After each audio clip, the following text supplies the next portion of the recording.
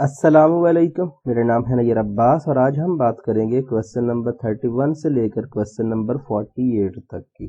तो इन क्वेश्चन में हम absolutely convergent series, conditionally convergent series और डाइवर्जेंट सीरीज के बारे में बात कर रहे थे। तो बेसिकली इसके लिए जो मेथड हम यूज कर रहे थे, सबसे पहले हम इसकी एब्सोल्युटली कन्वर्जेंस के बारे में चेक करते थे कि आया वो सीरीज जो है एब्सोल्युटली कन्वर्ज करती है या फिर डाइवर्ज करती है। उसके बाद ही हम नेक्स्ट की तरफ मूव करते हैं। तो यही केस हम यहाँ पर करने वाले हैं। तो सबसे पहले हम क्या करेंगे, इसकी एब्सोल्यूट वैल्यू लेंगे। मतलब ये हुआ n1 से लेकर इन्फिनिटी an इसकी एब्सोल्यूट वैल्यू। ये सारी टर्म an है, हमने इसका एब्सोल्यूट लिया। तो एब्सोल्यूट लेने से होगा क्या, ये नेगेटिव खत्म हो जाएगा, बाकी आपके पास वही टर्म रह जाएगी।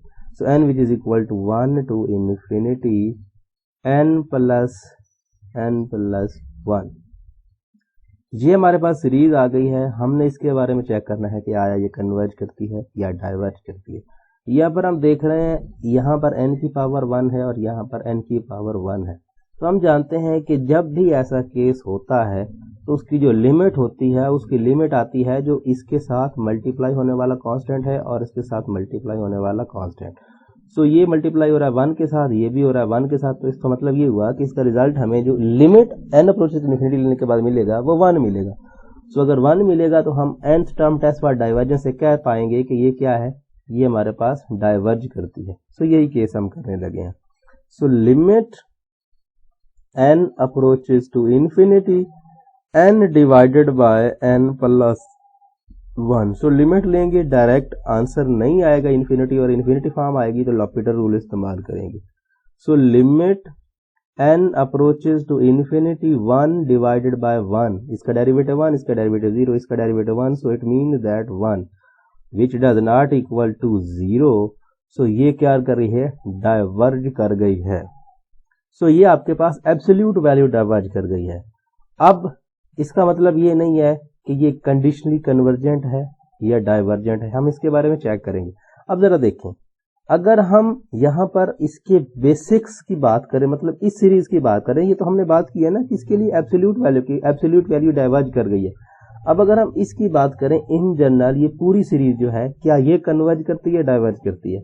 इसके 3 केसेस होते हैं अल्टरनेटिंग सीरीज टेस्ट में। क्या देखते हैं, क्या ये सारा पॉजिटिव है, क्या ये नॉन इंक्रीजिंग है, क्या ये 0 को अप्रोच कर रहा है। तो ये बेसिकली 0 को अप्रोच नहीं कर रहा।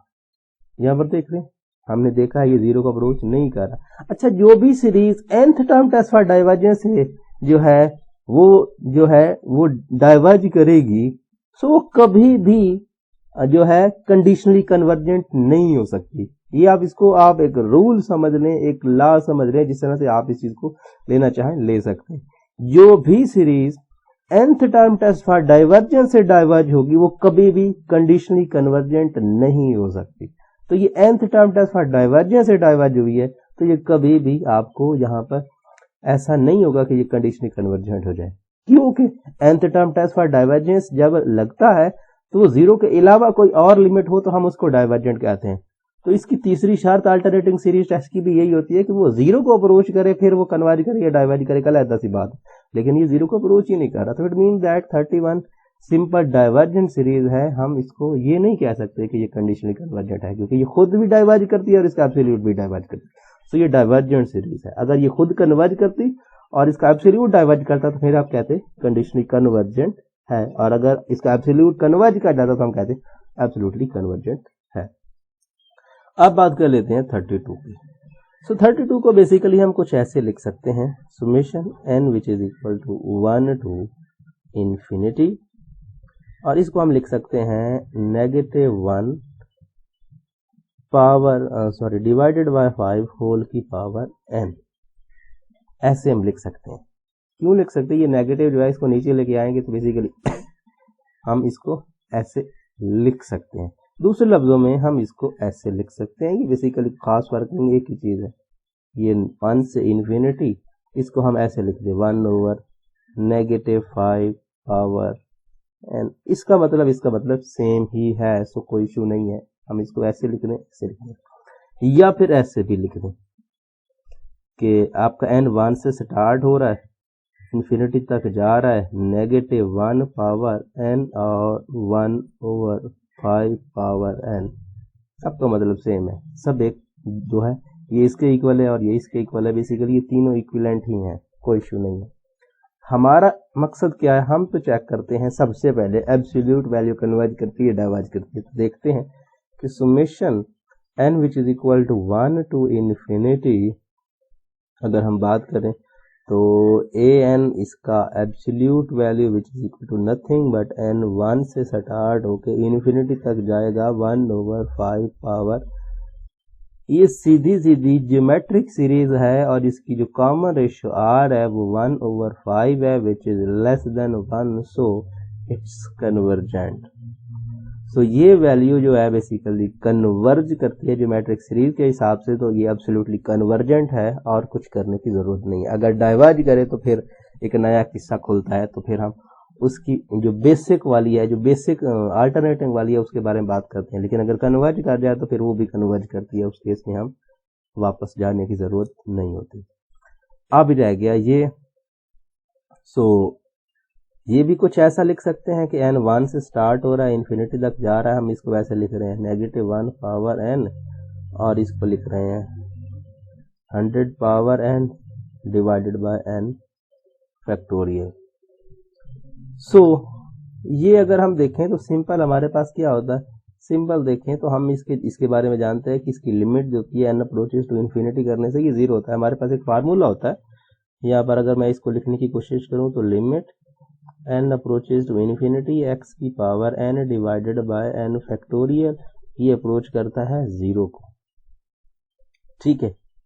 सो ये केस हमारे पास होता है, तो यही केस अगर हम यहाँ पे यूज करें तो ये बेसिकली 0 को अप्रोच करता है, तो इसका मतलब nth टर्म टेस्ट पर डाइवर्जेंस तो यहाँ पे अप्लाई नहीं होने वाला, ठीक है। सो हम क्या करते हैं, हम इस पे जो है इस पे टेस्ट लगाते हैं, कौन सा, रेशियो टेस्ट लगा लेते हैं। सो अगर हम इसकी बात करें तो summation n which is equal to 1 to infinity an इसका absolute value which is equal to summation n 1 से स्टार्ट होकर इन्फिनिटी तक जा रहा है और 100 power n divided by n factorial, ठीक है ना। सो अगर मैं इसकी बात करूं तो ये बेसिकली क्या है, un which is equal to 100 power n divided by n factorial है, लेकिन अगर मैं n+1 की बात करूं तो क्या आएगा 100 power n+1 divided by n+1 factorial, क्योंकि रेशियो टेस्ट में हमें un भी चाहिए होता है और n+1 भी चाहिए होता है, तो उसके लिए हम यही सीन यहाँ पे यूज करने लगे हैं। So limit n approaches to infinity un+1 divided by un, absolute लेने की जरूरत नहीं है क्योंकि एब्सोल्यूट तो हम पहले से ले चुके हैं, सो कोई इशू नहीं है। So limit n approaches to infinity और un+1 की वैल्यू है ये, सो इट मीन दैट ये 100 पावर n+1 है, तो मैं इसकी पावर n और 100 को इससे मल्टीप्लाई करके लिख रहा हूँ, क्योंकि हमें पता है हमने कैंसिल करना। n+1 फैक्टोरियल को लिख रहा हूँ n+1 into n factorial, divided by होता है un, सो डिवाइडेड को मल्टीप्लिकेशन में चेंज करें तो उलट कर दिया जाता है, सो n factorial divided bye 100 power n, सो इससे गया ये 100 बाय n+1 रह गया, सो इस पे लिमिट लगाएंगे तो इसका आंसर आ जाएगा 0, ठीक है। So limit n approaches to infinity 100 divided by n+1 it's nothing but 0 which is less than 1, so it's convergent by ratio test. So absolutely convergent हो गई तो कुछ करने की जरूरत नहीं है, सो ये सीरीज कन्वर्ज करती है। अब इसकी बात कर लेते हैं, तो इसमें भी सिचुएशन वही है कि अगर हम जो है इसको an माने और इसका मॉडुलस लें और सुमेशन n 1 से इन्फिनिटी लें, तो basically nothing but summation n 1 से स्टार्ट होकर इन्फिनिटी तक 1/n स्क्वायर प्लस 2n+1 सो हम यहाँ पे अगर इसकी कंपैरिजन करने की कोशिश करें, इसको भी हम कंपैरिजन से सुकून से कर सकते हैं। हम जानते हैं कि एन स्क्वायर, एन चूंकि पॉजिटिव है, so N square plus 2n plus 1 ये क्या हो जाए, greater than equal to 1 N square होगा। सीधा सीधा हम कह सकते हैं कि भाई ये टर्म सारी, ये भी पॉजिटिव, ये भी पॉजिटिव, ये भी पॉजिटिव, तो 3 पॉजिटिव टर्म्स हैं, तो ये इससे बड़ी होगी। रिवर्स कर दें तो 1 over N square plus 2n plus 1 which is less than and equal to 1 over N square. हम जानते हैं ये पी सीरीज के हिसाब से P2 है, सो कन्वर्जेंट है, सो बड़ी कन्वर्ज कर दिया तो छोटी भी कन्वर्ज कर दिया, तो इनडायरेक्टली मैं कह सकता हूँ कि 34 क्या है, 34 की एब्सोल्यूट वैल्यू कन्वर्ज करती है। सो ये कन्वर्ज करती है तो इट मीन दैट ये कन्वर्जेंट है, एब्सोल्युटली कन्वर्जेंट है, तो कुछ करने की जरूरत नहीं है। अब हम बात कर लेते हैं अपने नेक्स्ट क्वेश्चन की, तो हम इसको लिख सकते हैं सुमेशन n1 से infinity cos n pi divided by n root n। So n1 से स्टार्ट हो रहा है, यहाँ पे n खड़ा है। अब देखिए cos पाई होता है -1, ठीक है ना, और cos पाई -1 होता है, और cos जो है 2 पाई +1 होता है, cos 3 पाई -1 होता है, cos 4 पाई जो है बेसिकली +1 होता है। तो अगर n लेंगे इवन तो आएगा पॉजिटिव, n लेंगे ऑड तो आएगा negative. So it mean that मैं इसको लिख सकता हूँ सुमेशन n 0 से स्टार्ट और 1 से स्टार्ट होकर इन्फिनिटी तक -1 पावर n, सीधा सीधा। इसका मतलब ही तो यही है, n1 लेंगे, n लेंगे इवन तो आएगा पॉजिटिव, n लेंगे और तो आएगा नेगेटिव। इसका और इसका मतलब क्या, खास सेम ही है ना। सो क्या हम ऐसा लिख सकते हैं? बिल्कुल लिख सकते हैं, ये इसके इक्वल है, ठीक है। सो इसकी पावर 1 है और इसकी पावर 1/2 है, सो 1 + 1/2 कितना होता है, 1 + 1/2 which is equal to nothing but 3/2। So 3/2, n की पावर 3/2। सो अगर हम बात करें summation n which is equal to 1 to infinity an इसकी एब्सोल्यूट वैल्यू की, तो सुमेशन n 1 से स्टार्ट होके इन्फिनिटी तक 1 ओवर n की power 3/2। So it's convergent by P series test. So ये कन्वर्ज करती है, सो ये एब्सोल्युटली कन्वर्जेंट है, तो कुछ करने की जरूरत नहीं है। सो ये एब्सोल्युटली कन्वर्जेंट है, बाकी कहानी चेक करने की जरूरत नहीं है। अब इसकी बात कर लेते हैं, ये भी वही केस है, कुछ नया नहीं है। हम इसको लिख सकते हैं n1 से infinity cos n pi divided by n, n1 लेंगे तो नेगेटिव, 2 लेंगे तो पॉजिटिव, तो वही लिख सकते हैं, पिछला ही काम है। n1 से infinity -1 power n divided bye, आपके पास क्या आएगा, डिवाइडेड बाय आपके पास आ जाएगा n।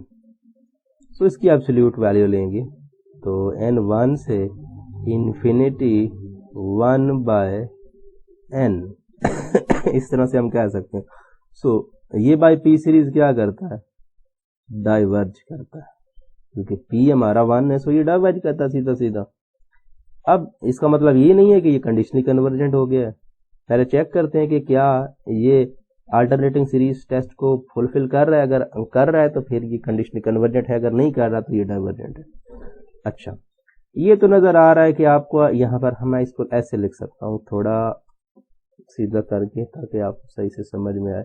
तो मैं इस सीरीज को लिख सकता हूँ सुमेशन n1 से infinity -1 power n dot 1/n, बिल्कुल लिख सकता हूँ इस सीरीज को ऐसे। सो u1 आपका बेसिकली क्या है, un which is equal to 1/n। अब 3 कंडीशंस होती हैं हमारी कि भाई un पॉजिटिव होना चाहिए फॉर ऑल वैल्यू। वो तो नजर आ रहा है कि 1 over n is greater then 0 होगा व्हेन जब n 1 से बड़ा लेंगे, नजर आ रहा है। दूसरे केस में हमें ये भी पता चल रहा है कि 1 ओवर n प्लस 1 जो है, ठीक है ना, ये किससे होगा, ये लेस होगा 1 ओवर n से। सीधी सीधी बात है कि डिनोमिनेटर में बढ़ाएंगे तो आंसर छोटा आएगा, डिनोमिनेटर जितना छोटा होगा उतना आंसर बड़ा होगा। तो ये छोटा है तो इसका आंसर बड़ा आएगा, ये बड़ा है तो इसका आंसर छोटा आएगा। इट मीन दैट इसका मतलब क्या है, un plus 1 which is less than and equal to un। So decreasing वाली, नॉन इंक्रीजिंग वाली कंडीशन पूरी होती है। अब limit n approaches to infinity 0 होता है limit n approaches to infinity 1/n क्या है, वो 0 को अप्रोच करती है, ये बात भी ठीक है। तो तीनों कंडीशन पूरी होती हैं। ये वैसे तो कन्वर्जेंट है लेकिन इसका एब्सोल्यूट डाइवर्ज कर रहा है, सो इट मीन दैट ये कंडीशनली कन्वर्जेंट सीरीज है। अब बात कर लेते हैं आपके पास नेक्स्ट की। तो नेक्स्ट को देखते हैं ज़रा क्या सीन बनता है। यहाँ पर हम थोड़ा इसको चेंज करके लिखते हैं। हम इसको लिखते हैं, चलो n which is equal to 1 to infinity A N इसका modulus which is equal to nothing but n plus 1 whole power n divided by 2n whole power n। ठीक है, सो सुमेशन आपका 1 से लेकर इन्फिनिटी। तो क्या हम इसको ऐसे नहीं लिख सकते, n1 से infinity n plus 1 divided by 2n whole की पावर n लिख सकते हैं। इसकी पावर भी n है, इसकी पावर भी n है, तो लिख सकते हैं हम क्वेश्चन में इकट्ठा। इस पे रूट टेस्ट लगा देते हैं। So limit n approaches to infinity और nth रूट an का modulus which is equal to limit n approaches to infinity, और ये हो जाएगा basically n plus 1 bye 2n। ठीक है ना, ये रूट इससे कट जाएगा। सो अब अगर लिमिट लगाएं तो आंसर नहीं आता, इन्फिनिटी और इन्फिनिटी फॉर्म आती है, तो क्या करते हैं, लॉपिटल रूल का इस्तेमाल कर लेते हैं। So limit n approaches to infinity, इसका आएगा 1, इसका आएगा 2 derivative which is equal to 1/2 which is less than 1। So it's convergent by root test. तो ये एब्सोल्युटली कन्वर्जेंट है, सो किस्सा खत्म, कुछ और करने की जरूरत नहीं है। अब बात कर लेते हैं इसकी। तो यहाँ पर भी आप जो यूज करेंगे, यहाँ पर फैक्टोरियल आला है, वो तो पक्की बात है, आपको रेशियो टेस्ट लगाना पड़ेगा और तो कोई रास्ता नहीं है, सो वही करने की कोशिश करते हैं। सो n 1 से स्टार्ट हो रहा है और इन्फिनिटी तक जा रहा है, और an इसके एब्सोल्यूट की बात कर लेते हैं। सो ये हो जाएगा बेसिकली n 1 से स्टार्ट होकर इन्फिनिटी तक जा रहा है, n फैक्टोरियल इसका स्क्वायर डिवाइडेड बाय, आपके पास क्या आ रहा है, डिवाइडेड बाय 2n इसका फैक्टोरियल। सिंपल सी टर्म है। सो हम इसको खोल लेते हैं। लेट्स से un की बात करते हैं, तो un which is equal to nothing but n factorial. ठीक है ना, n फैक्टोरियल और इसका स्क्वायर डिवाइडेड बाय 2n इसका फैक्टोरियल। सो अगर ये un है तो un प्लस 1 क्या होगा, थोड़ा थोड़ा कुछ ऐड कर देते हैं 1। So un plus 1 which is equal to nothing but 2 into n plus 1 factorial, फिर स्क्वायर डिवाइडेड बाय, सॉरी इसका 2 नहीं था बल्कि ये सिंगल था n फैक्टोरियल, इसका स्क्वायर, सो मैंने बाय मिस्टेक कर दिया, ये हमारे पास नहीं है, ये जस्ट n प्लस 1 फैक्टोरियल और कुछ नहीं है। और ये बेसिकली हो जाएगा, यहाँ हो जाएगा 2 इंटू n प्लस 1 इसका factorial. So it mean that हम इसके बारे में बात करते हैं। थोड़ी सी कैंसलेशन जो है ये थोड़ा सा कॉम्प्लिकेटेड हो सकता है आपके लिए, इसकी कैंसलेशन थोड़ी सी हमारे पास टफ हो सकती है। So limit n approaches to infinity un plus 1 की वैल्यू ये है। सो n प्लस 1 इसका फैक्टोरियल होल का स्क्वायर डिवाइडेड बाय आपके पास आ जाएगा 2n प्लस यहाँ पर 2 इसका फैक्टोरियल मल्टीप्लाइड बाय, इसको उलट करके मल्टीप्लाई कर देते हैं, तो 2n फैक्टोरियल डिवाइडेड बाय ये आपके पास क्या है, ये आपके पास n फैक्टोरियल। सो n फैक्टोरियल इसका स्क्वायर। अब थोड़ा सा इसको एक्सपेंड करके देखते हैं कि क्या होता है हमारे पास। अब अगर हम इसको खोलें तो कैसे खोलेंगे, limit n approaches to infinity n plus 1 है, फैक्टोरियल है, तो n प्लस 1 के फैक्टोरियल को कैसे खोला जाता है, हम ऐसे खोलते हैं, n plus 1 into n factorial whole का स्क्वायर चल रहा है। ठीक है, कोई इशू नहीं है। अब इसको भी खोल देते हैं, तो 2n प्लस 2 और 2n प्लस 1 और 2n फैक्टोरियल। ठीक है ना, 2n plus 2, 2n plus 1, 2n factorial. हमने इसको खोल दिया क्योंकि हमें 2n फैक्टोरियल तक जाना है, सो इसीलिए 2n whole factorial divided by n factorial का स्क्वायर। सो इसकी लिमिट लेने वाले हैं। सो ये गया, अभी नहीं क्योंकि अभी ये भी स्क्वायर में इकट्ठे हैं, तो मैं इसको थोड़ा चेंज कर यहीं पे कर देता हूँ। इसका स्क्वायर अलग से और इसका स्क्वायर अलग से, और ये कंप्लीट का स्क्वायर जो है वो मैं हटा देता हूँ। कैसा कर सकते हैं, अब कैंसिल कर लेते हैं। ये गया इससे, ये गया इससे, बाकी जो रह गया उसके बारे में बात कर लेते हैं। ठीक है, सो यहाँ पर आपके पास क्या आ गया, limit n approaches to infinity, और ये है n plus 1 whole square. So it mean that मैं इसको लिख सकता हूँ n square plus 2n plus 1, और ये 2n प्लस 1 और 2n इसको लिख सकता हूँ 4n square plus 2n plus 4n plus 2 multiply करने के बाद। सो अब अगर मैं इसकी लिमिट दूंगा तो सीधी इसकी लिमिट है, इसकी पावर 2 है, इसकी पावर 2 है। सो इट मीन दैट इसकी जो लिमिट आएगी वो 1/4 विच is less than 1, so same behaviour रखेगी। तो इट मीन दैट ये कंडीशनली एब्सोल्युटली कन्वर्जेंट सीरीज, ये सीरीज क्या कर गई है, कन्वर्ज कर गई है। सो ये सीरीज आपके पास कन्वर्ज कर गई, तो इट मीन दैट ये क्या है, एब्सोल्युटली कन्वर्जेंट सीरीज है। अब हम 39 की बात कर लेते हैं। तो 39 बेसिकली सिंपल ही है, आप इसको ऐसे ही ले सकते हैं। सुमेशन n 1 से स्टार्ट हो रहा है, इन्फिनिटी तक जा रहा है, an का मॉडुलस ले लेते हैं which is equal to summation n 1 से स्टार्ट हो रहा है, इन्फिनिटी तक जा रहा है, 2n whole factorial divided by 2 power n, n factorial n। So वही, so un which is equal to nothing but 2n factorial divided by 2n n factorial और n। अगर ये है तो un प्लस 1 क्या होगा, nothing but 2 into n plus 1 whole factorial divided by 2 power n plus 1, और इस फैक्टोरियल को तो n प्लस 1 फैक्टोरियल, और ये हो जाएगा n प्लस 1। ठीक है, सो ये हमारे पास वैल्यू की रेशियो टेस्ट इस्तेमाल कर रहे हैं। अच्छा, so limit n approaches to infinity, और un प्लस 1 की वैल्यू है, इसको मैं खोल रहा हूँ। इसको पहले भी हमने खोला, पिछले क्वेश्चन में हमने 2n प्लस 2 लिख के खोला था। 2n प्लस 2 फैक्टोरियल, तो हमें जो चाहिए वो तो 2n फैक्टोरियल चाहिए, तो हम इसको खोल रहे हैं। सो 2n plus 2, 2n plus 1 and 2n factorial, इसको हमने अपनी मर्जी से खोल लिया। द सेम केस मैं इसको भी खोल रहा हूँ 2n डॉट 2, इसको भी खोल रहा हूँ n plus 1 into n factorial, और इसको खोलने की जरूरत नहीं है, तो सही खड़ा है।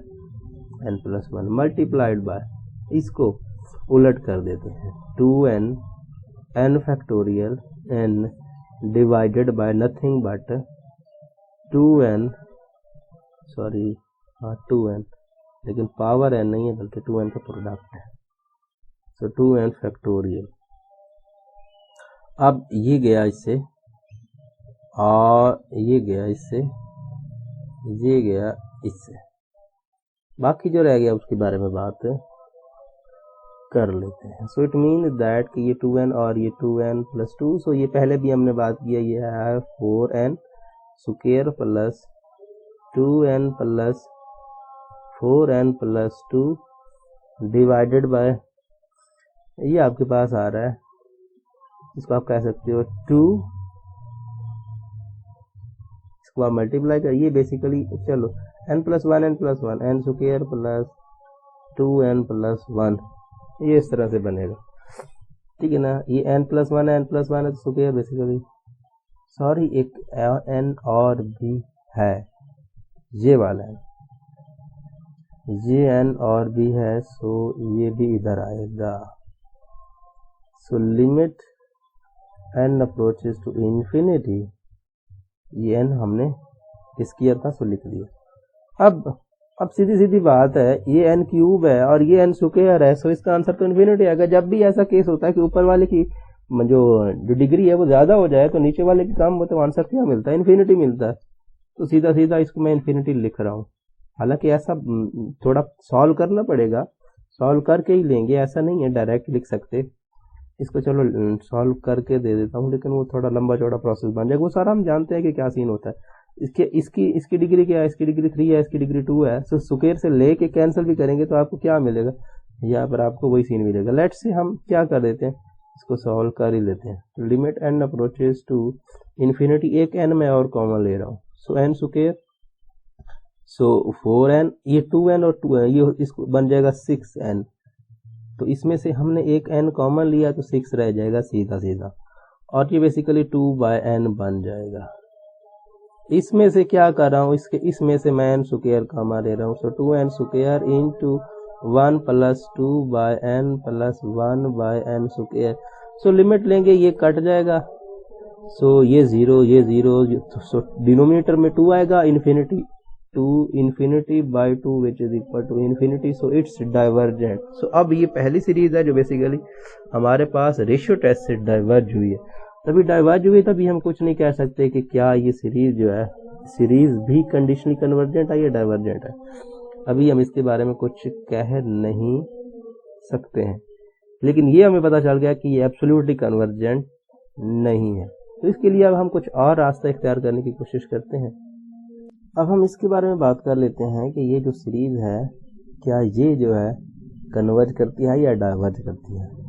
तो इसको एक बार भूल जाएं, इसको देखें कि क्या हम इसको किस तरह से लिख सकते हैं। मैं इसको हटाने लगा हूं, सिर्फ इसको देखते हैं कि क्या हम इसको ऐसे लिख सकते हैं। इस फैक्टोरियल को खोलें तो क्या आएगा, 2n minus 1, 2n minus 2, up so on, ये चलता रहेगा। 2n माइनस n माइनस 1, और फिर क्या आएगा, n माइनस 1, और फिर क्या आएगा, फिर अगर मैं इसको लिखूंगा तो बेसिकली 2n माइनस n, इसका फैक्टोरियल। सो 2n माइनस n का मतलब क्या है, ठीक है ना। हम फैक्टोरियल को कैसे खोलते हैं, एक टर्म को कम करते चले जाते हैं, कम करते चले जाते हैं, कम करते चले जाते हैं। सो एक कम की, फिर कम की, फिर कम की, फिर कम करते करते हमने इसमें n टर्म तक कम की, तो ये बेसिकली 2n माइनस n है। सो बेसिकली ये बन जाएगा n फैक्टोरियल, सीधा सीधा, ठीक है ना। सो डिवाइडेड बाय, आपके पास क्या है, डिवाइडेड बाय है 2n, n फैक्टोरियल और n। तो यहाँ पर जब यहाँ तक n तक खोलेंगे, इससे आगे एक्सपेंड नहीं करेंगे। इससे आगे क्यों नहीं करेंगे, क्योंकि यहाँ पर आगे एक्सपेंड करने की जरूरत नहीं है, इससे कट जाएगा, टर्म्स रह के आ गई हैं।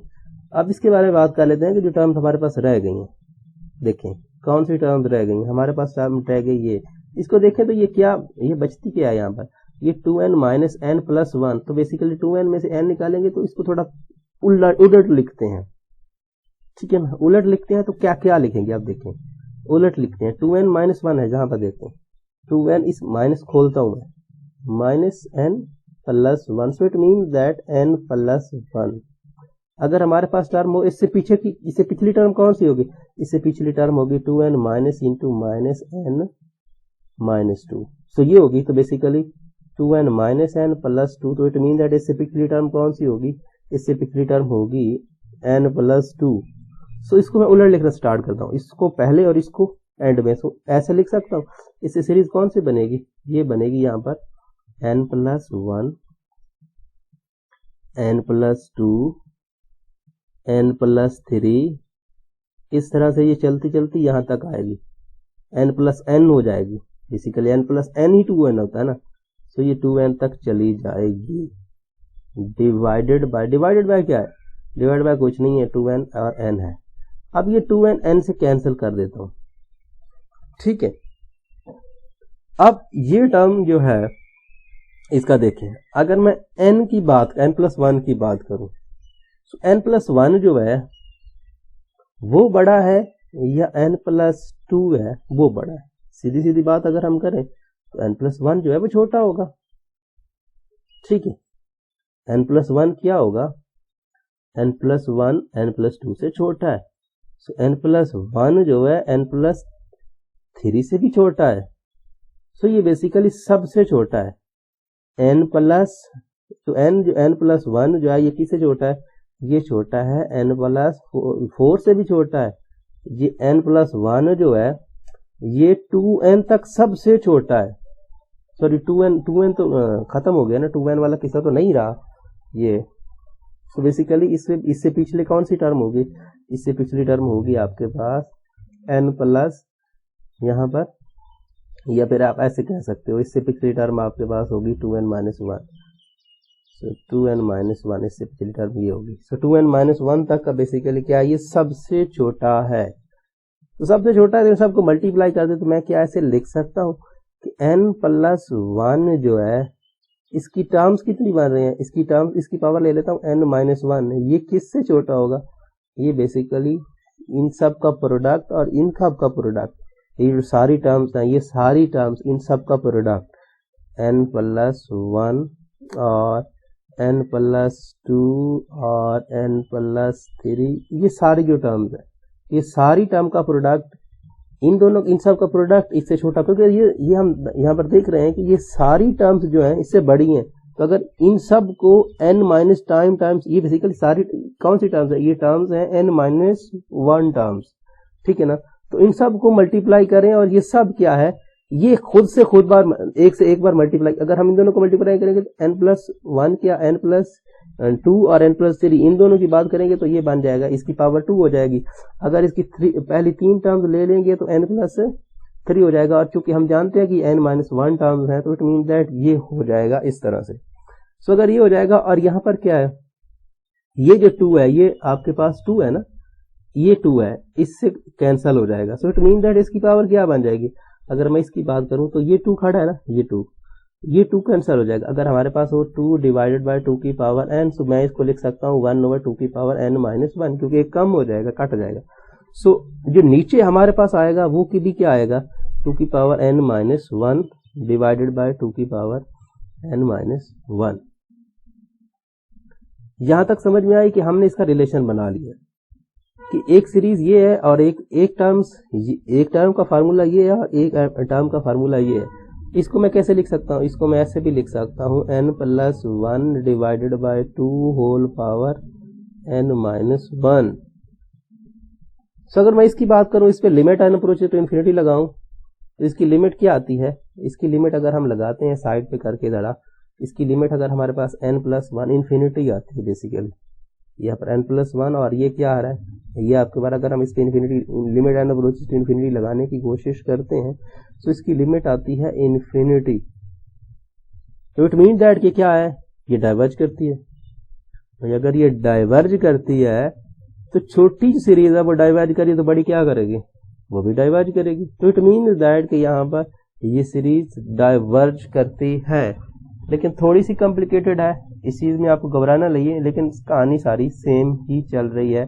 क्योंकि यहाँ पर हम इस पे अगर देखें ना, ये जब भी हमारे पास आता है, हम पहले भी ये बात कर चुके हैं कि जब भी हमारे पास फैक्टोरियल आता है तो फैक्टोरियल को सॉल्व करना आसान नहीं होता है, क्योंकि हम इस पे या तो रेशियो टेस्ट लगा रहे हैं और रेशियो टेस्ट तो फेल हो गया। ये रेशियो टेस्ट ने तो बता दिया कि इसकी एब्सोल्यूट जो है वो डाइवर्ज करती है, और बाकी अब हम इसके बारे में बता पाए ये थोड़ा डिफिकल्ट था। तो उसके लिए हमने इसके nth टर्म टेस्ट पर डाइवर्जेंस लगाने की कोशिश की, तो इसका जो आंसर आया वो आया यहाँ पर क्या?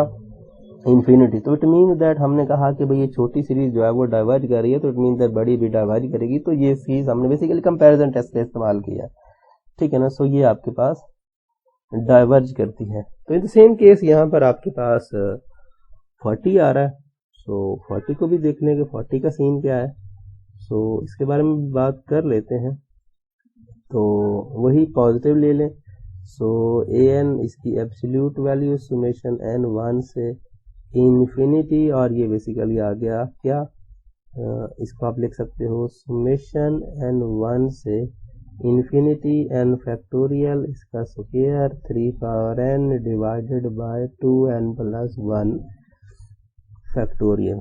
सो अगर इस पे भी रेशियो टेस्ट लगाएंगे तो un basically n factorial square 3 power n divided by 2n plus 1 factorial.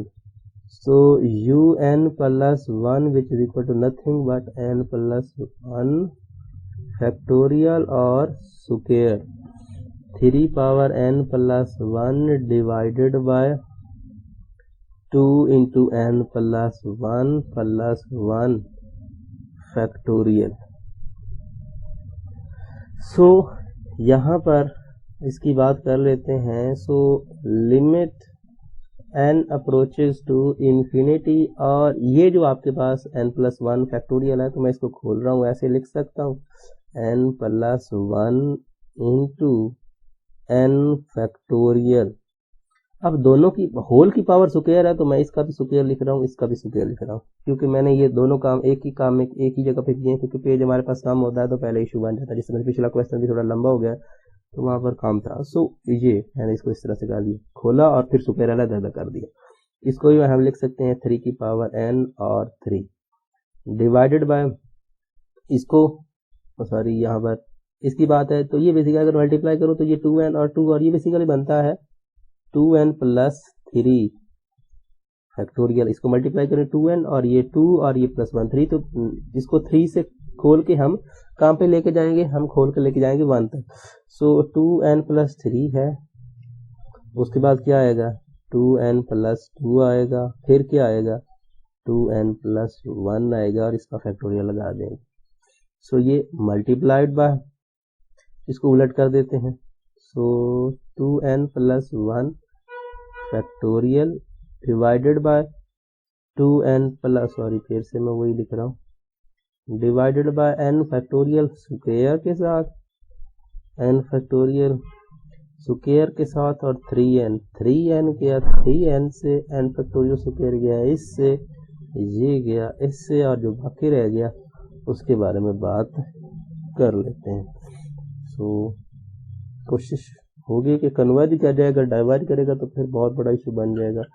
So limit n approaches to infinity, और ये खोल देते हैं n स्क्वायर प्लस 2n और प्लस 1 इंटू 3, ये 3 खड़ा है, डिवाइडेड बाय इसको मल्टीप्लाई करते हैं और तो इसकी कोई टर्म रहती नहीं है. सो बेसिकली 2 to 4 ये कन्वर्ज कर जाएगा. सो 2n स्क्वायर और ये बेसिकली हो जाएगा 2 to 4 4n plus 3 to 6n plus 6.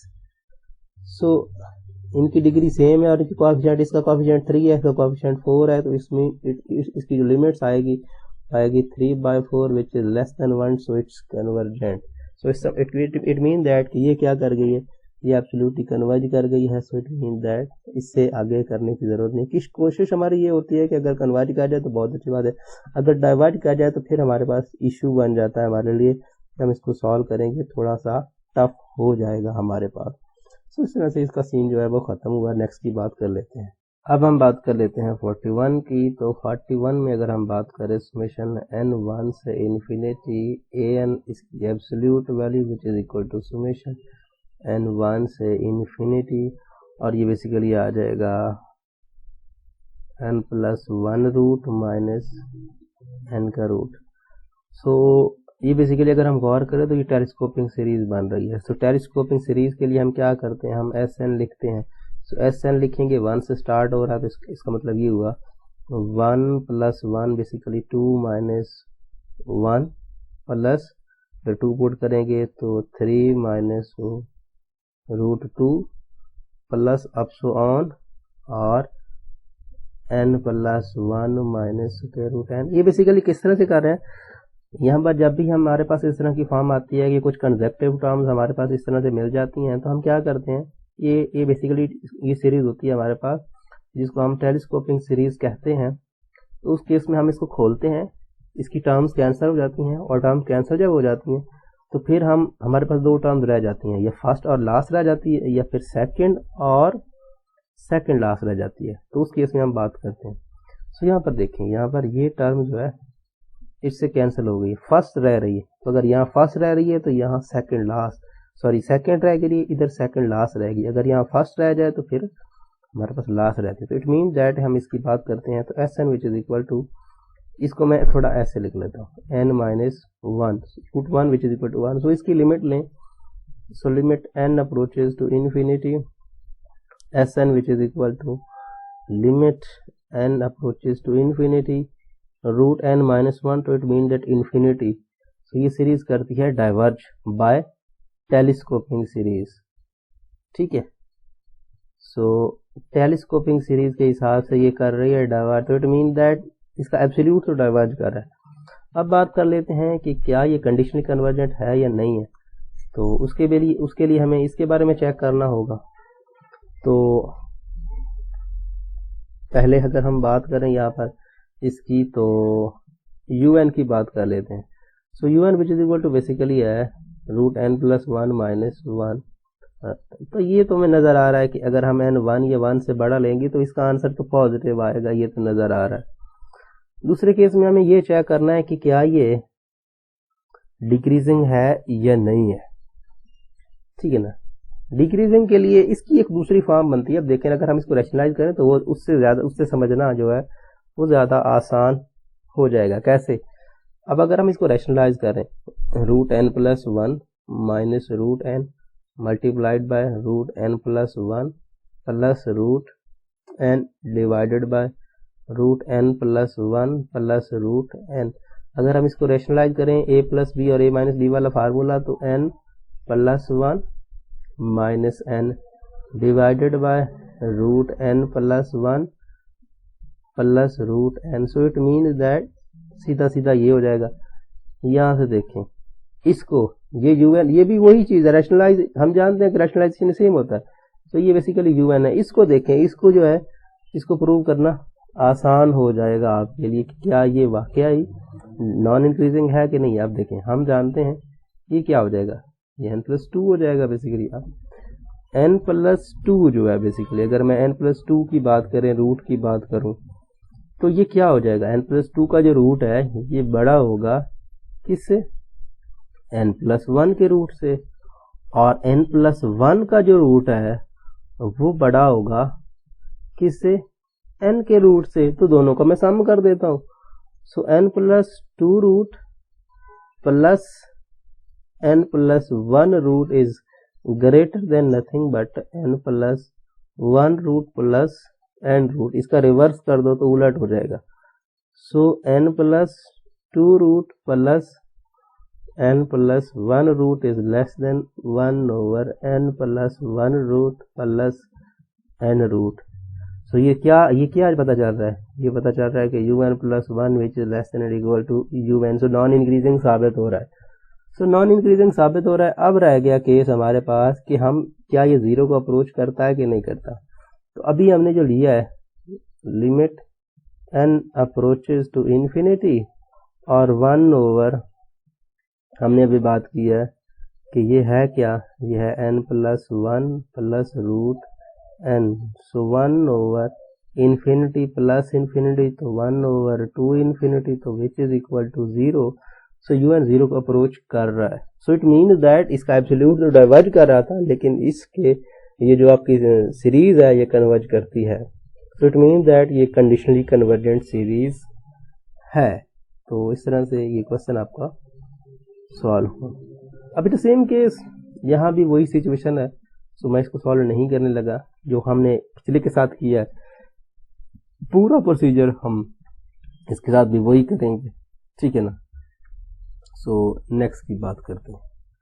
यहाँ पर भी क्या है, यहाँ पर भी वही सिचुएशन है। बेसिकली हमारे पास ये जो क्वेश्चन आ रहे हैं ना आगे वाले, ये सारे क्वेश्चन जो 41 से 42 वाले सारे क्वेश्चन हैं, ये बेसिकली सेम ही पैटर्न्स को फॉलो करने वाले हैं। सो अगर 42 की बात करें तो 42 तो बेसिकली कर भी डाइवर्ज जाता है। वो तो अगर हम एनस्टर्म टेस्ट पर डाइवर्जेंस लगा दें तो उसका आंसर जो होता है, उसका आंसर इन्फिनिटी, उसका आंसर आ जाता है 1/2। मतलब अगर मैं इसकी बात करूं तो ये क्वेश्चन जब हम इसको रैशनलाइज करेंगे, तो ये क्या कर जाएगा, ये खुद डाइवर्ज कर जाएगा। मतलब अगर हम इस पे limit n approaches to infinity ले लेंगे, limit n approaches to infinity, और ये आपका square plus n minus n, इसकी लिमिट लेंगे डायरेक्ट टू इन्फिनिटी और इन्फिनिटी फॉर्म आएगी। तो रैशनलाइज करके लिमिट लेंगे तो ये जीरो नहीं आएगी, ये आएगी 1/2। सो इट मीन दैट ये डाइवर्जेंट है। सो कंडीशनिंग का चक्कर इसमें नहीं होगा। सो इस तरह से 42 की बात आप कर सकते हैं। 43 में जो है 43 में, अच्छा इस तरह के क्वेश्चन में आप पहले कोशिश किया करें कि आप इस पे nth टर्म लगा दें, nth टर्म टेस्ट। अगर वो इसकी nth टर्म जब 0 को अप्रोच कर रही है तो फिर तो आप इसके बारे में सोचें, अदरवाइज सोचने की जरूरत नहीं है। डाइवर्ट कर रही है तो किस्सा यहीं पे खत्म करते वो नेक्स्ट मूव कर जाए, इस तरह के क्वेश्चन में खास तौर पे। तो यही काम, क्योंकि हमें ये बार बार काम करना पड़ता है, तो इस तरह के क्वेश्चन जो है बेसिकली हम पहले डाइवर्जेंस की चेक कर लेते हैं, क्योंकि हम जानते हैं कि जिसपे nth टर्म टेस्ट डाइवर्जेंस के लिए यहाँ अप्लाई हो गया तो वो डाइवर्ज करती है, वो कंडीशनिंग का चक्कर उसके पास नहीं होता। तो हम यही काम करते हैं इस केस के लिए। तो limit n approaches to infinity और root plus root minus root n। So हम जानते हैं कि डायरेक्ट तो लिमिट आएगी नहीं, सो रैशनलाइजेशन ही कर लेते हैं। So root plus root n। So यहाँ पर भी लिखना चाहिए था n plus root n plus root n। So अगर हम इसको सॉल्व करेंगे तो ये बेसिकली आ जाएगा आपके पास क्या, limit n approaches to infinity, और ये आ जाएगा basically n plus root n minus n divided by n plus root n minus plus root n। ये देखें ना, a प्लस बी और a माइनस बी वाला फार्मूला यहाँ पे अप्लाई हो रहा है, ठीक है। सो यही हम यूज करके इसका स्क्वायर रूट खत्म करेंगे तो ये आ जाएगा और ये इससे खत्म हो जाएगा। तो अब रह गई limit n approaches to infinity. So यहाँ पर आपके पास आ गया limit n approaches to infinity. So it means that कि यहाँ पर ये बाकी रह गया आपका root n divided by root n plus root n। So अब भी लिमिट इसकी नहीं होती, अभी भी लिमिट अगर हम इस पे लगाने की कोशिश करेंगे तो अभी भी ये नहीं होगा। सो बात कर लेते हैं। तो limit n approaches to infinity, इसका डेरिवेटिव ले लें। सो 1/2 स्क्वायर रूट। सो इस तरह से करने से वो थोड़ा डिफिकल्ट जाएगा, बल्कि हम क्या करते हैं, हम इसमें से n कॉमन ही ले लेते हैं, इसको ऐसे ही रहने देते हैं। कॉमन वाला इस केस में ज्यादा है, क्योंकि जब रूट का डेरिवेटिव लेते हैं तो रूट तो खत्म ही नहीं होता, रूट तो वैसे आ जाता है, डिनोमिनेटर में आ जाता है, तो उसे फर्क नहीं पड़ता। तो हम क्या करते हैं, हम इसमें से कॉमन ले लेते हैं। क्या इसमें से कॉमन ले लें n और y निकाल दें, तो क्या हम ऐसा लिख सकते हैं n का रूट और 1 प्लस, यहाँ पर क्या आ जाएगा, यहाँ पर ऐसे लिख लें, यहाँ पर n root divided by n ऐसे लिख सकते हैं, बिल्कुल लिख सकते हैं, कोई इशू नहीं है। सो इट मीन दैट, और यहाँ पर बेसिकली रूट n, अब इसमें से रूट n और रूट n लेके कैंसिल कर देते हैं, बाकी क्या रह जाएगा। So limit n approaches to infinity 1/, ये आ गया बेसिकली 1 प्लस, इसको अगर मैं लिखूं तो ये आ जाएगा 1/√n और प्लस 1। अब अगर मैं इस पे लिमिट लगाऊं, सो 1 plus 1 infinity 0। So it mean that इसका रिजल्ट क्या आ जाएगा, इसका रिजल्ट आ जाएगा 1/2। सो इट मीन दैट ये जो क्वेश्चन आपके पास है, ये क्वेश्चन का आंसर क्या आ गया है, इस क्वेश्चन का आंसर आ गया 1/2। सो इट मीन दैट इसका nth टर्म टेस्ट का डाइवर्जेंस जो है वो यहाँ पे क्या हो गया, ये हमारा 0 को अप्रोच ही नहीं करा, ना ये कन्वर्जेंट है और ना ये बेसिकली कंडीशनली कन्वर्जेंट की सीरीज में आता है। दोनों केसेस में आपके पास ये नहीं हो सकता।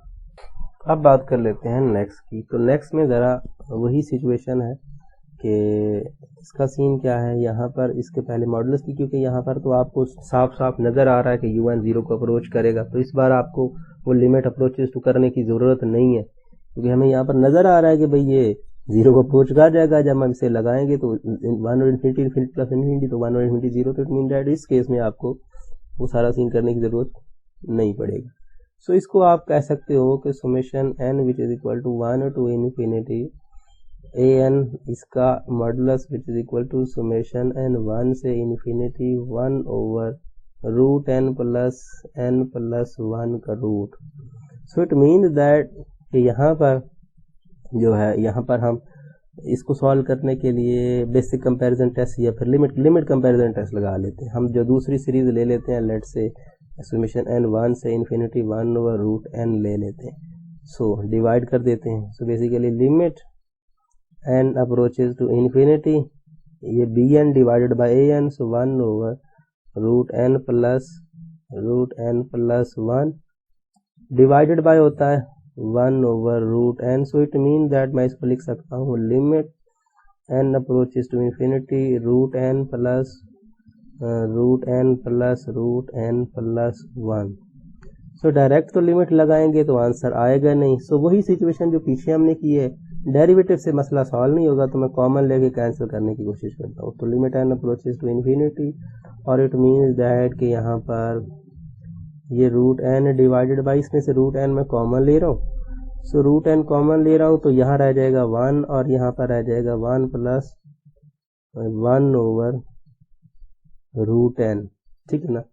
सो ये हो जाएगा रूट n नहीं बल्कि सिंगल n, ठीक है। यहाँ से n कॉमन लेंगे तो n जब बाहर निकलेगा तो रूट हो जाएगा, लेकिन यहाँ से तो n कॉमन ले रहे हैं तो 1 प्लस 1 ओवर n यहाँ पे आएगा और ये बाहर रूट आ जाएगा। तो ये इससे कट गया और लिमिट लगाएंगे तो आपको आंसर मिलेगा 1 over 2 which is less then, sorry यहाँ पर ये क्या आ गया, विच इज लेस देन 1/2। हाँ सही, विच is less then 1/2, so which is less than 1। So sorry less than 1 का केस ही नहीं होता, बल्कि हम देखते हैं कि विच इज ग्रेटर देन 0, क्योंकि हम जो है लिमिट कंपैरिजन टेस्ट लगा रहे हैं। तो क्या ये इसका आंसर पॉजिटिव आया तो पॉजिटिव का आया तो मतलब दोनों का बिहेवियर सेम है।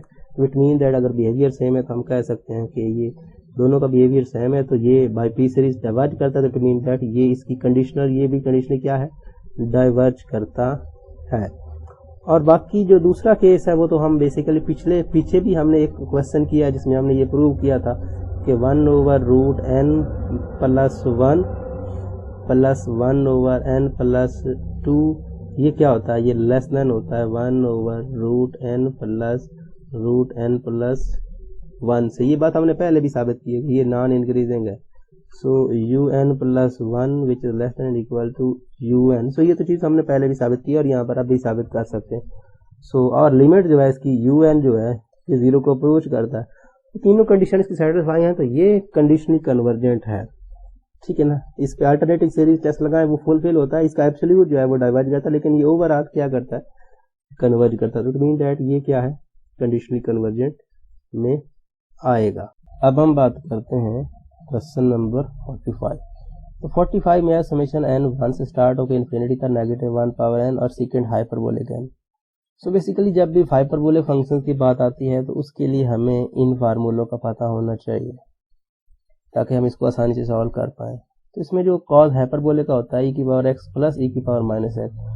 साइन में क्या होता है, साइन में या नेगेटिव होता है। टेन में क्या होता है, पहले नेगेटिव वाला डिवाइड बाय पॉजिटिव वाला, 2 से कट जाते हैं, क्योंकि हम जानते हैं साइन होता है साइन बाय और टेन होता है साइन बाय कॉस। तो इस तरह से ये बेसिकली सेम सिचुएशन होती है।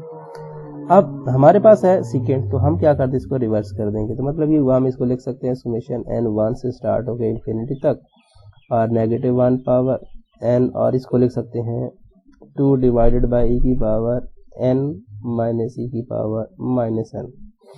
यहाँ पर ये जो थोड़ी सी कॉम्प्लिकेटेड फॉर्म है इसको हम थोड़ा सा चेंज करके लिख लेते हैं। हम जानते हैं बेसिकली 1 ओवर e की पावर n माइनस e की पावर, जो माइनस वाला केस है ना, इसको मैं पॉजिटिव लिखने की कोशिश करूँ तो कैसे लिख सकता हूँ, मैंने इसको लिख सकता हूँ 1 ओवर e की पावर n। पावर नेगेटिव को पॉजिटिव करने के लिए डिवाइड कर दिया जाता है, तो मैं इसका एलसीएम ले लेता हूँ। तो e की पावर n इसका स्क्वायर -1 डिवाइड बाई e की पावर n। तो इट मीन दैट मैं लिख सकता हूँ इसको e की पावर n ऊपर चला जाएगा, e की पावर n होल का स्क्वायर है तो इसको लिख सकता हूँ e की पावर 2n माइनस 1। सो यहाँ पर हमारे पास प्लस है, सो प्लस होगा या माइनस का होगा, अगर सेकेंड कोसेकेंड होगा तो माइनस लगा देंगे, वरना प्लस है तो क्या फर्क पड़ता है। सो इट मीन दैट यहाँ पर हम यहाँ भी प्लस है, सो बाय मिस्टेक इधर आता प्लस आएगा। सो अब मैं इसको कैसे लिख सकता हूँ, मैं इसको लिख सकता हूँ समेशन n 1 से स्टार्ट होके इन्फिनिटी तक जा रहा है और ये है -1 पावर n, और इसको लिख सकता हूँ 2e की power n divided bye e की power 2n minus plus 1।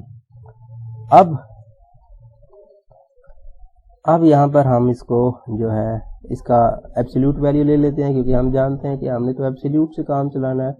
Absolute converge करता है तो फिर कुछ और करने की ज़रूरत नहीं होती।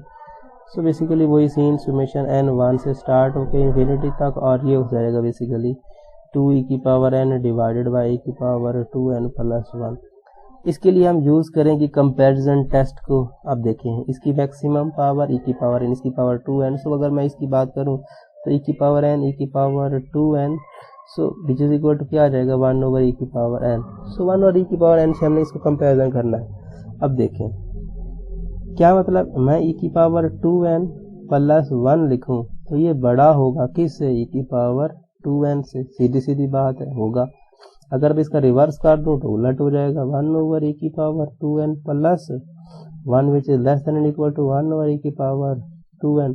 और हमें तो चाहिए ये, सो क्या कर दें, सो 2e की पावर n 2e की पावर n। सो ये हो जाएगा बेसिकली। अब हम जानते हैं ये किसके इक्वल है, यह 2 ओवर e की पावर n की, और ये क्या है, ये एक सीधी सीधी ज्योमेट्रिक सीरीज है 1 ओवर e की पावर n। और हम जानते हैं इसकी कामा रेशियो 1 ओवर e है, सो e 1 से बड़ा है, सो 1 इसके जो कामा रेशियो है लेस देन 1 है, सो इट्स कन्वर्जेंट। सो ये कन्वर्ज कर रही है तो मीन बड़ी कन्वर्ज कर रही है तो छोटी भी कन्वर्ज कर जाएगी, तो ये क्या है एब्सोल्युटली कन्वर्जेंट सीरीज है। सो इसके अलावा कुछ करने की जरूरत नहीं, क्योंकि हम जानते हैं कि जब एब्सोल्युटली कन्वर्जेंट आ जाती है तो फिर वो कंडीशनल का केस नहीं है। अब कोसिकेंट के लिए भी वही सिचुएशन है, वही काम देखेंगे। अब ये आ गई हमारे पास, इसको भी थोड़ा सा देख लेते हैं हो क्या रहा है आपके पास। इसकी पहले हमने ये जब हम चैप्टर नंबर 10 कर रहे थे स्टार्ट में, हमने पहली एक्सरसाइज की थी तो हमने फार्मूला बनाना सीखा था, तो यहाँ पर भी वही केस है। तो सुमेशन आप n 1 से स्टार्ट कर लें और इन्फिनिटी तक लेके जाएं, कैसे, अच्छा ठीक है। पहले केस में आपको पॉजिटिव 1 चाहिए, तो नेगेटिव 1 पावर इवन हो तो तब होता है, तो हम इसको लिख सकते हैं n प्लस 1, ठीक है। या फिर आप n 2 से स्टार्ट कर लें और तब भी कोई इशू नहीं है, मतलब आप इसको ऐसे कर लें कि n 2 से स्टार्ट कर लें, n जो है बेसिकली यहाँ पर आप 2 से स्टार्ट कर लें। ये तो अपनी मर्जी का फार्मूला बनाना है, इसमें कोई खास फर्क नहीं है, कोई लॉजिक नहीं है। तो यहाँ पर आपको पॉजिटिव चाहिए तो आप पहले इवन ले लें और फिर ऑड ले लें। अब ऊपर तो 1 आ रहा है सबके और नीचे 4 आ रहा है, तो यहाँ 4 आ रहा है, यहाँ 6 आ रहा है, यहाँ 8 आ रहा है, यहाँ 10 आ रहा है, 12। तो क्या मतलब 2 का प्रोडक्ट है कि 2 2 4 2 3 6 2 4 8 2 5 10। सो 2 इंटू 2 से स्टार्ट करना है। n हमारा 2 से स्टार्ट हो रहा है, सो 2n क्या है सिंपल, ठीक है ना। सो 2n कर दें। अब देख लें n हमारा 2 से स्टार्ट हो रहा है और यहाँ पर जा रहा है, सो 1 पुट करेंगे तो 2 हमें यहाँ पे 2 पुट करने से तो 2 मिलने वाला है। इसमें तो हम थोड़ी चेंजिंग करते हैं, हमें पहले, हाँ ठीक है n 2 से स्टार्ट करना है, तो 2 से स्टार्ट करना है तो 2 to 4 3 लेंगे, 3 to 6 4 लेंगे तो 4 to 8, ठीक है। ये हमारा फार्मूला बन गया। सो इस फार्मूले में अब क्या करना है, summation n which is equal to 2 to infinity है, हम इसका मॉडुलस ले लेते हैं। सो an का modulus which is equal to basically summation n 2 से इन्फिनिटी, 1 से कर सकते हैं, 1 से भी कर सकते हैं, 1 से भी फार्मूला बन जाएगा। अगर मैं 1 के लिए फार्मूला बना लूँ तो क्या आ जाएगा, यहाँ पर आ जाएगा नेगेटिव 1 पावर n प्लस 1, और इसके लिए 1 ओवर 2 का प्रोडक्ट, और मुझे n प्लस 1 करना पड़ेगा, क्योंकि अगर हम n 1 लेंगे तो 1 प्लस 1 क्या होता है 2। सो 1 फिर भी यही हो जाएगा, n प्लस 1 हो जाएगा, 1 प्लस 1 क्या हो जाएगा 2 का प्रोडक्ट 4 हो जाएगा। सो ये फार्मूला बन जाएगा हमारे पास जब हम सुमेशन n 1 से स्टार्ट करवाएंगे और इन्फिनिटी तक ले जाएंगे, थोड़ा बहुत चेंजिंग आएंगे, बाकी कहानी वही है।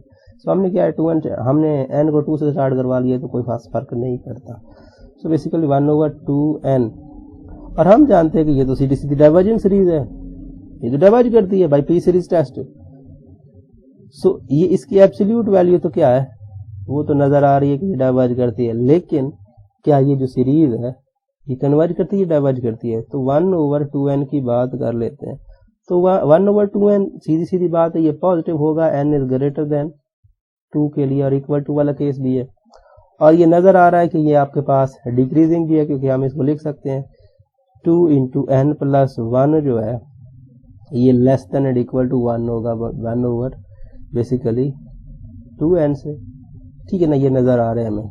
सो ये इससे लेस है तो वो नॉन इंक्रीजिंग वाला सीन जो है वो तो पूरा हो गया, और इसके लिमिट एंड अप्रोच इन्फिनिटी ले तो 0 आता है, वो भी केस पूरा होता है। सो इट मीन दैट ये कंडीशनली कन्वर्जेंट है। So un approaches to 0, so it mean that कि इसकी बात हम करें तो ये कंडीशनली कन्वर्जेंट है।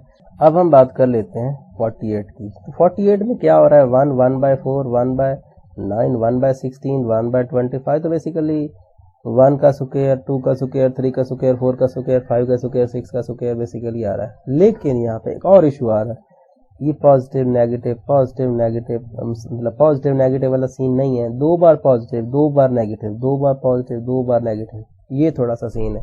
तो इसके लिए फार्मूला थोड़ा सा डिफिकल्ट हो सकता है, लेकिन अगर आप इसको कह दें कि ये आपके पास सुमेशन n 1 से स्टार्ट होके इन्फिनिटी तक है, ये an है। लेकिन अगर हम एब्सोल्यूट की बात कर ले तो एब्सोल्यूट में तो कोई इशू नहीं है। अगर हम इसके एब्सोल्यूट के फार्मूले की बात करें, summation n which is equal to 1 to infinity an का एब्सोल्यूट किसके इक्वल आएगा, वो तो सीधा सीधा आएगा सुमेशन n 1 से इन्फिनिटी, उसमें पॉजिटिव नेगेटिव वाला कोई चक्कर नहीं होगा। तो हम इसको लिख सकते हैं n 1 से इन्फिनिटी है, तो इट मीन दैट n यहाँ पर हम लिख सकते हैं n स्क्वायर, ठीक है ना। सिंपल फार्मूला हमारे पास बनेगा। सो सिंपल फार्मूला बनेगा ये 1 का स्क्वायर 2 का स्क्वायर 3 का स्क्वायर 4 का स्क्वायर, तो इट मीन दैट इस तरह से हम इसको लेके जा सकते हैं। तो ये तो नजर आ रहा है कि ये क्या कर रहा है, कन्वर्ज कर रहा है bye P series test. So ये बेसिकली कन्वर्ज कर रहा है, तो इट मीन दैट इसकी जो अल्टरनेटिंग सीरीज है वो भी कन्वर्ज करेगी। तो हम इसको कह सकते हैं ये एब्सोल्युटली कन्वर्जेंट सीरीज है।